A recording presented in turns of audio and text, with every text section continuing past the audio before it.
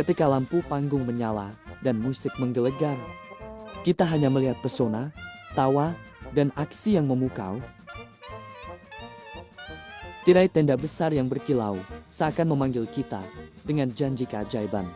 Akrobat yang menantang gravitasi, badut yang memutar tawa, dan binatang yang tampak bersahabat. Tapi di balik itu, ada dunia lain yang jarang tersentuh cahaya. Di sini, di bawah cahaya lampu dan bayangan tenda, sebuah dunia terbuka yang lebih besar menunggu untuk diungkap.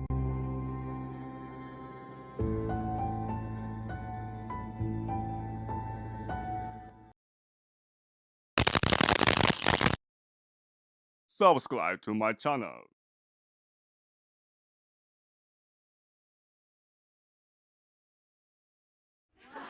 Sebelum menjadi hiburan keluarga di seluruh dunia, sirkus pernah menjadi tontonan kontroversial yang disebut freak show.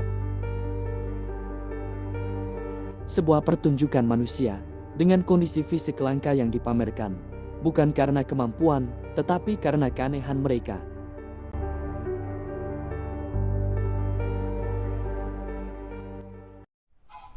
Pada puncak abad ke-19, ketika gelombang industrialisasi dan modernitas mengguncang Amerika, seorang visioner kontroversial bernama Phineas Taylor Barnum muncul bak maestro panggung yang mampu mengubah rasa ingin tahu manusia menjadi sebuah imperium hiburan.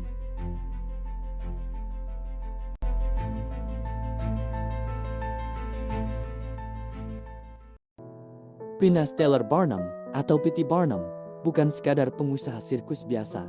Ia merupakan arsitek dari fenomena pertunjukan freak show, di mana manusia dengan penampilan yang dianggap tidak biasa, mulai dari orang bertubuh sangat kecil, sangat besar, hingga mereka yang memiliki kelainan fisik langka, ditampilkan sebagai tontonan publik yang memecah kesunyian norma sosial.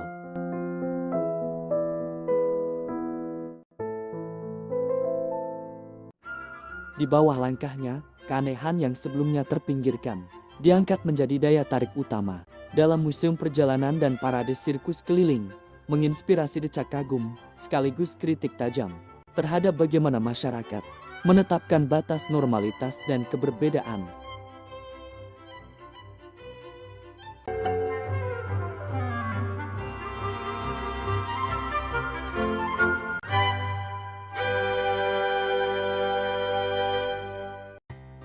Penelitian akademik telah menyoroti bahwa dalam konstruk pertunjukan itu sendiri, para pemain freak show tidak sekadar objek.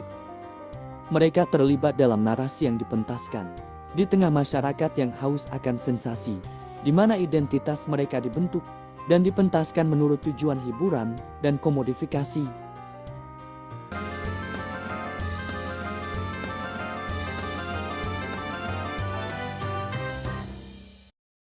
Setelah kematian P.T. Barnum, jaringan sirkusnya kemudian diakuisisi dan digabungkan dengan pertunjukan Ringling Brothers, membentuk Ringling Bros and Barnum and Bailey Circus, yang kemudian dikenal dunia sebagai The Greatest Show on Earth. Sebuah puncak era sirkus yang tak lepas dari bayangan pertunjukan manusia aneh dan eksotik di bawah tenda besar melalui rel-rel kereta api ke setiap kota di Amerika.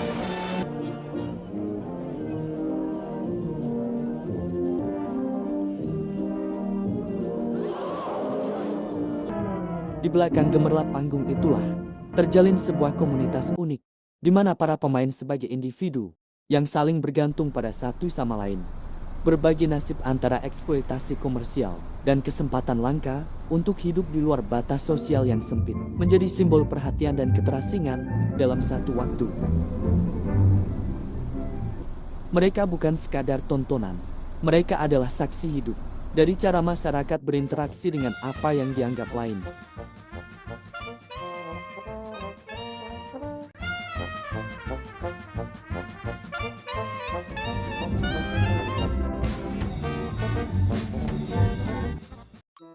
Seni sirkus bukan hanya kisah gelap, namun juga komunitas yang erat dengan budaya, perjalanan, dan pengabdian yang luar biasa.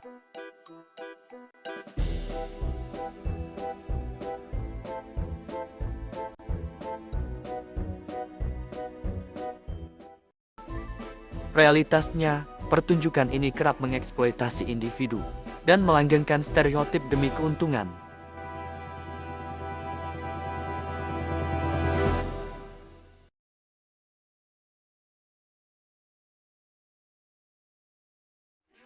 Di balik gemerlap lampu dan tepuk tangan riuh, ada dunia yang jarang dilihat mata penonton. Sebuah kehidupan di balik tenda sirkus merupakan realitas kerja yang tak kenal henti, di mana pertunjukan bukanlah sekadar 2 jam di bawah sorotan lampu, tetapi sebuah rutinitas hidup yang berlangsung sejak fajar.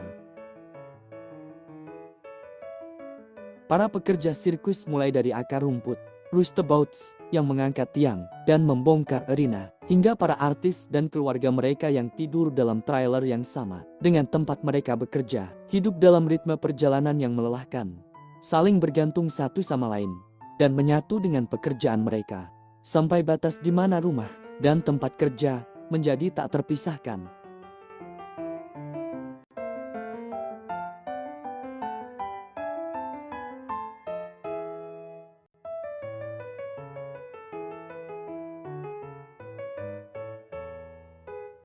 Studi labor sejarah, seperti Circus World, Roustabouts, Animals, and the Work of Putting on the Big Show, menggambarkan bagaimana para pekerja sirkus, dewasa dan anak-anak, menciptakan dan memelihara dunia sirkus dengan kerja fisik dan emosional yang tak terlihat penonton.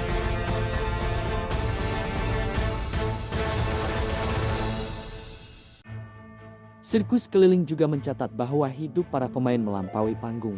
Mereka berlatih, bernapas, dan bernyawa bersama komunitasnya, yang berjalan dari kota ke kota, kadang jauh dari keluarga, atau kehidupan stabil di luar sirkus. Semua ini membuat tenda sirkus bukan sekadar panggung, melainkan rumah kerja yang penuh disiplin, pengorbanan, dan cerita manusia yang jauh dari kilau panggung.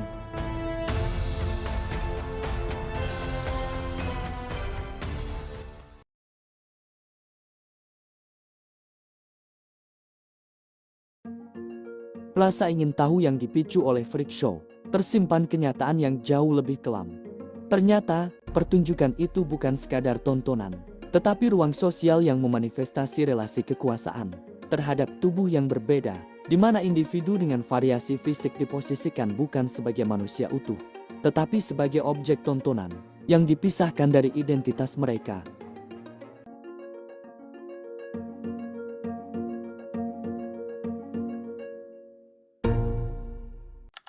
Studi akademik dalam Disability Studies Quarterly menunjukkan bahwa pameran tubuh yang tidak normatif menghasilkan cara pandang masyarakat yang membangun hierarki, nilai atas tubuh manusia, dan mengabadikan stereotip tentang penyandang disabilitas sebagai yang lain. Sebuah kategori yang menarik untuk dikonsumsi secara spektakuler, sekaligus disosialisasikan sebagai wujud deviasi dari norma yang dominan.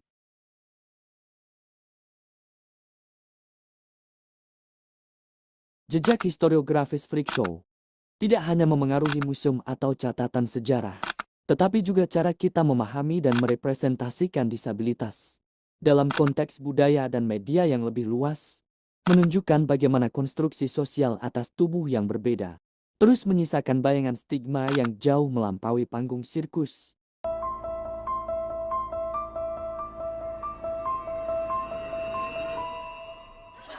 Pada hakikatnya, di balik tawa dan penonton yang terpukau, terdapat narasi tentang kekuasaan, objektifikasi, dan marginalisasi yang jarang disuarakan. Freak show menyimpan sisi gelap yang tak pernah ditayangkan. Sebuah dunia di mana tubuh manusia yang berbeda dipilah, diukur, dan dipresentasikan layaknya objek keingintahuan. Demi keuntungan kapitalistik, bukan martabat.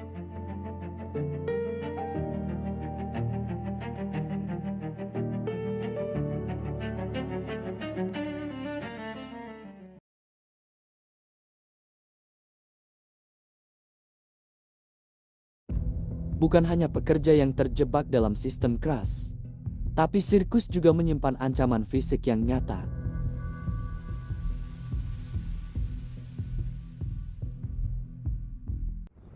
Dalam sejarah sirkus, terjadi kebakaran besar seperti tragedi sirkus Hartford yang menewaskan ratusan penonton hanya dalam hitungan menit. Dunia sirkus dan freak show menyimpan ancaman fisik yang nyata dan terus mengintai setiap gerak para penghibur. Bahaya ini bukan sekadar drama di atas panggung, tetapi beban nyata yang menghantui tubuh mereka setiap hari.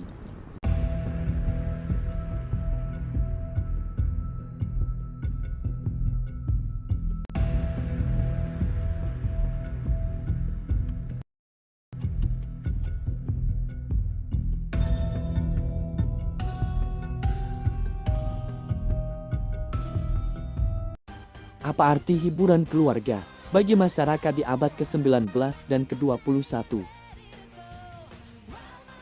Bagaimana pergeseran nilai sosial, misal etika terhadap hewan, membentuk industri pertunjukan? Apakah bentuk baru dari Ringling Bros dan sirkus sejenisnya bisa mempertahankan warisan yang legendaris tersebut?